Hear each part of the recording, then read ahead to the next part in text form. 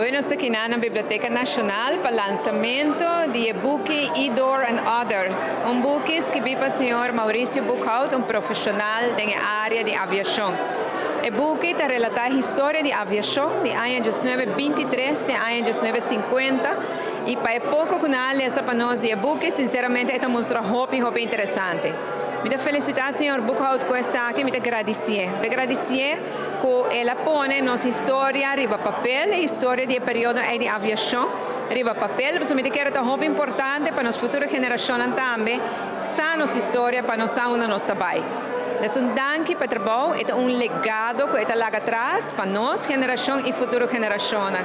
Me estou sumamente contente de poder formar parte do desfile do e-book, apresentação do e-book que conta a história de lo que trata a aviação na Aruba e me quero começar a felicitar o senhor Maurício Buchholz para o tremendo trabalho que ele faz para documentar a história de aviação amplamente e também correto para se que não toda gente que está interessada no mundo de aviação por lesa dessa aqui para mirar com a Aruba a desarrollar através de aviação e me quero aqui também highlight de tudo profissional, de tudo arubiano, que está dedicado mesmo também para o mundo de aviação, para assim que na Aruba por seguir prosperar.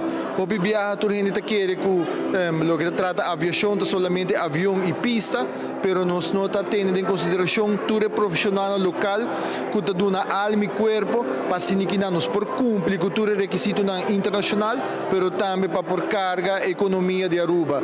Por el comienzo, acaba mi acusa pensar bingo idea para traer el buque aquí. Pero toma bastante tiempo para botingo investigar y queda investigar para botingo datos auténticos. Y ese toma bastante tiempo. Pero yo sé lo que toma mejor tiempo también que está usando literatura y portretos de instancia y para turbo tengo que pedir permiso.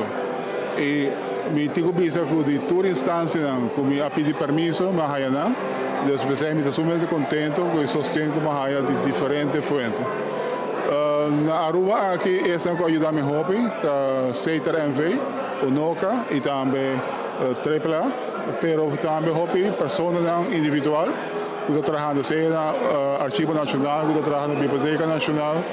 E naturalmente maneira nós conhecemos o governador Agustín Vrolijk, que também é experto em ramo e também ajuda a hobby para realizar o buque aqui.